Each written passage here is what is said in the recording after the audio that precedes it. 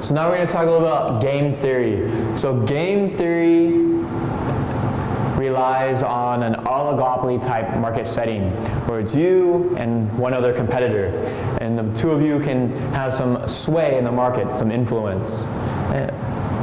So we're using it in oligopoly type settings. Oligopoly or an oligopsony setting. Here we have different payoff matrices. And what we want to do is we want to know, is there a dominant strategy? Will we choose this choice? Depending on what our friend chooses, how are we best off? We want to know, is there a dominant strategy? Is there a weak strategy? Does the game have what's called a Nash equilibrium? So Nash equilibrium comes from John Nash. And what it is a meeting of Coca-Cola and Pepsi will both end up in the same box, the same square. If the two people both will end up in the same square, we have a Nash equilibrium. When we're doing a 2x2 box, just as long as one player has a dominant strategy, there will be a Nash equilibrium. So here I have 4 matrices for you.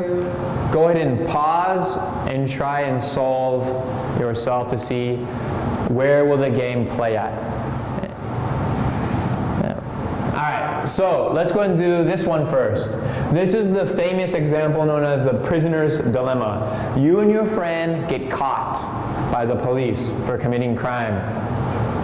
They don't have that much information on you. If you confess, they'll be nicer to you. And if your friend doesn't confess, they will throw the book at him and send him to jail for a long time. Okay? So if you confess and your friend does not confess, you are the red. You will get 1 year, but your friend will get 5 years in jail. Okay? If your friend confesses, but you do not confess, then your friend will get 1 year and you 5. That's how you read the matrix. So we want to let's think about you. What will you do? So if your friend confesses, if you think your friend will confess, you can get 3 years or 5 years. Which would you rather have, 3 years in jail or 5 years in jail? You would rather have 3 years in jail. So if you think your friend will confess, you should also confess. If your friend you think will not confess, you can get 1 year or 2 years in jail. You will choose 1 year in jail. So you chose to confess. No matter what your friend chooses, no matter what your friend does, you are better off confessing. That is your dominant strategy. Now we'll play the game for your friend. If your friend thinks you will confess, they can get 3 or 5. They will choose 3. If your friend thinks you will not confess, they can get 1 year or 2 years. They would rather have 1 year. So no matter what your friend thinks you do, they're always better off confessing. Your friend also has a dominant strategy. So this game has a Nash equilibrium. You will play in this box. You'll both get 3 years.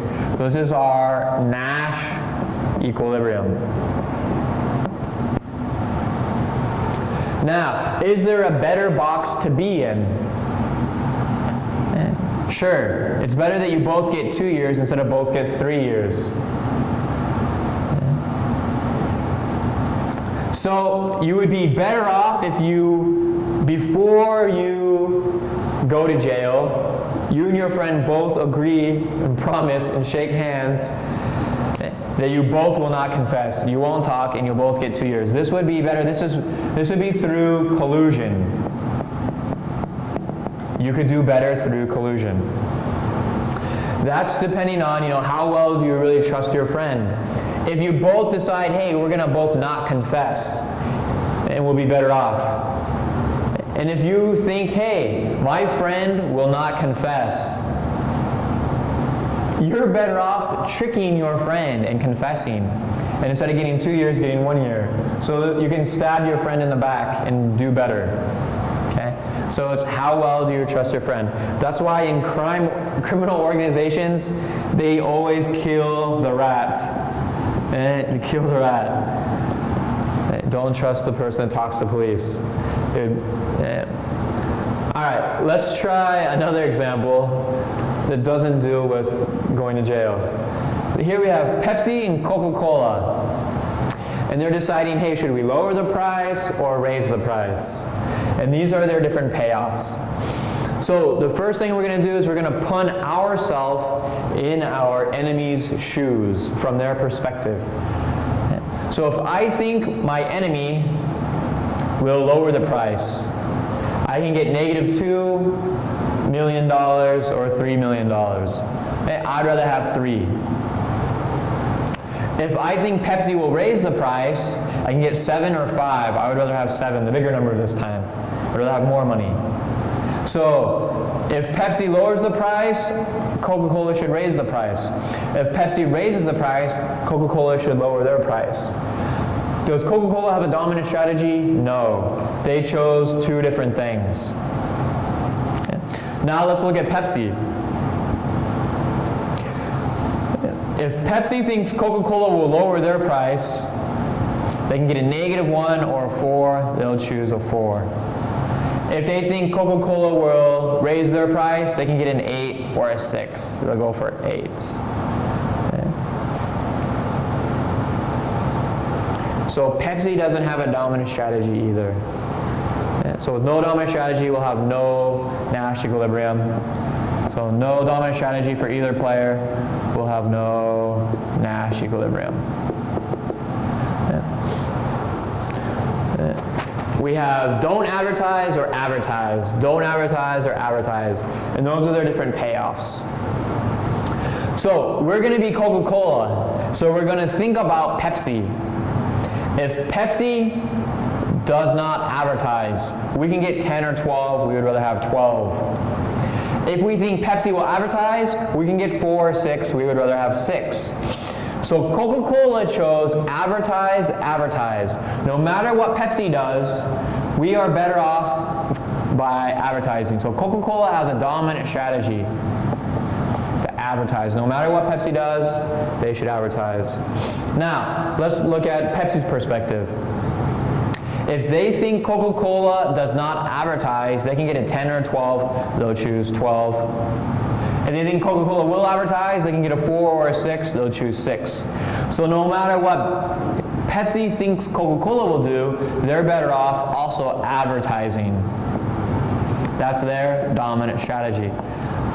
So at least one player had a dominant strategy, so we'll have a Nash equilibrium in this game. They'll end up in advertise, advertise.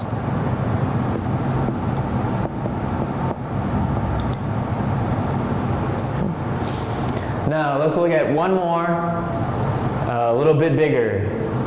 So now we're doing a 3x3 matrix. So now we have player A, player B. They can lower the price, keep the price the same, or raise the price. So we want to know what should player A, what should player B do. I'll use different colors.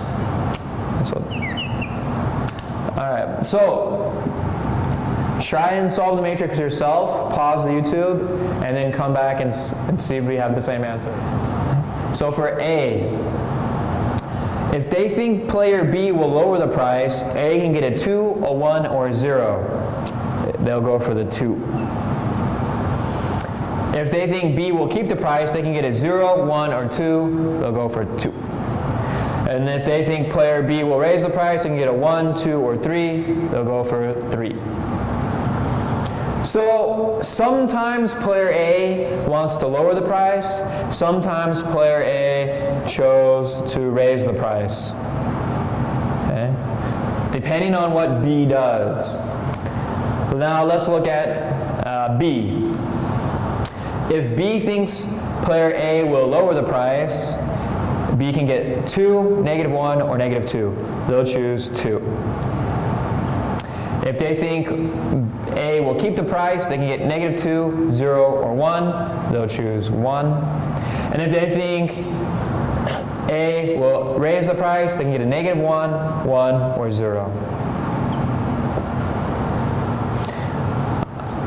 Okay. So now we can look at this and we want to eliminate some options. Player A sometimes chose to lower the price and sometimes chose to raise the price. They never chose to keep the price. They're never better off keeping the price. So let's go ahead and eliminate that. B.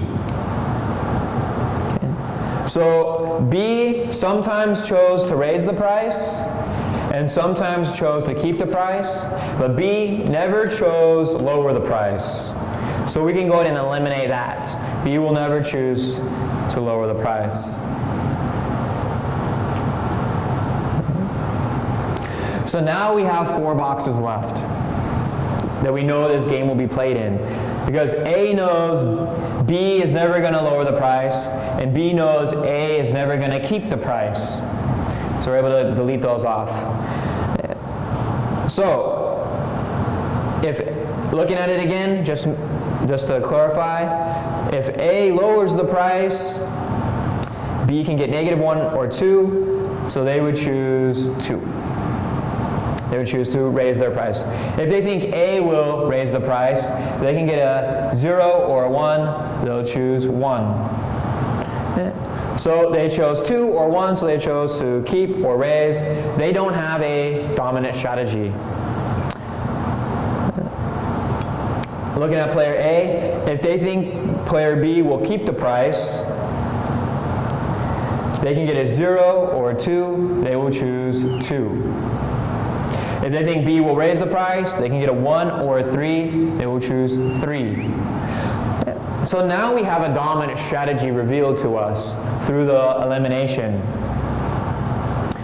No matter what B does between these 2 options, player A chose raise the price. So we have a dominant strategy for A. Player B sees that A is better off always raising the price. So they can get a 0 or a 1, they will choose a 1. So they will choose keep the price. This is a weak dominant strategy. A weak strategy for them. So sometimes they chose to raise the price, sometimes they're better off keeping the price, but they know A will always raise the price. So they're able to choose, make a decision based off that. So this game will end up having a Nash Equilibrium. The game will end up in this payoff box. Okay. So those are just some examples on game theory played with oligopoly firms.